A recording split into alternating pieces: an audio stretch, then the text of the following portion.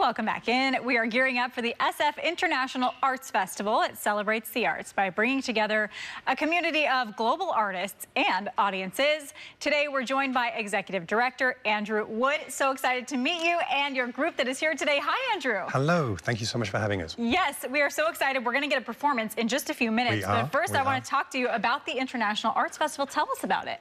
Well, we've been around for a couple of decades, but we're only recently back in the Mission District. And as a festival, we go there every year and we kind of experiment and then we try to build on what we've learned.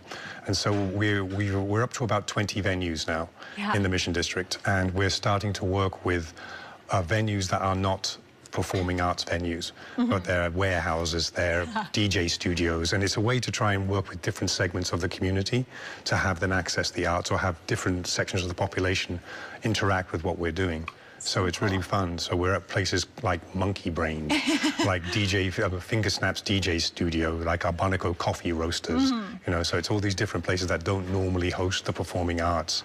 And so we're really just excited to be in those types of spaces with lots of different types of artists. Yes, absolutely. Now, I know we're blending a lot of cultures here, trying to get everyone kind of involved and learn a little something about each culture, hopefully. So tell me why that's important to you.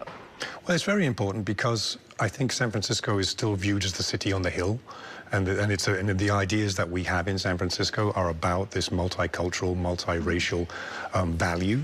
And so we're bringing a lot of the international work this year is LGBTQ. And people are saying to me, well, did you know Trump was going to win the election? And I said, well, no, it doesn't matter. I mean, the anti-LGBTQ drumbeat has been building for the last few years. And so we were out looking for that type of work. Regardless of whether Trump was elected, this was going to be an issue in this country right now.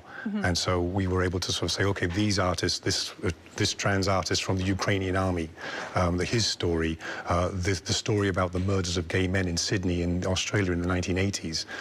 There's a company coming from Japan, so they do modern dance, but they're out in Japan where people are normally not out, even if you are.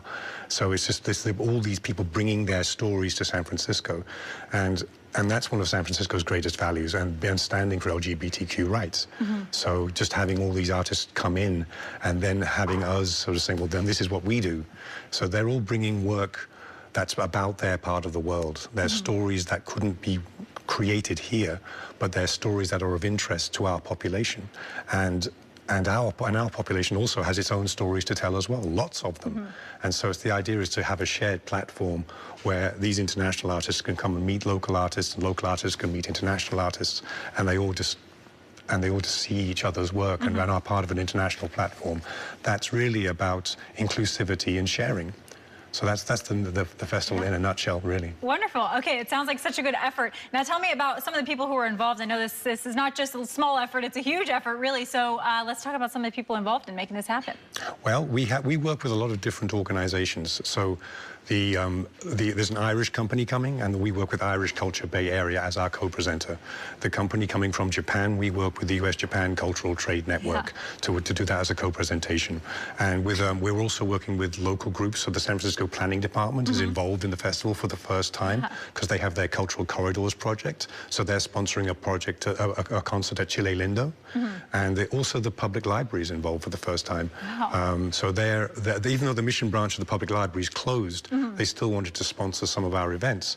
So they contacted our friends at Ruth's Table, which is on 20th Street, and said, can we do the lectures there? And Mayela Carrasco, who's the artistic director of Local Bloco, who you'll see in a minute, is giving one of those lectures sponsored by the library. So Mayela will be at Ruth's Table on Thursday, May the 8th at 5:30 p.m., giving a lecture about the history of Local Bloco and the whole Afro-Cuban, Afro-Brazilian influences that are on that organization and how it helps them in their work with youth. So that's kind of what they do. But it's performances, exhibitions, lectures, workshops, educational activities. It's the whole gamut of things. So we encourage people to come and see it. Fabulous.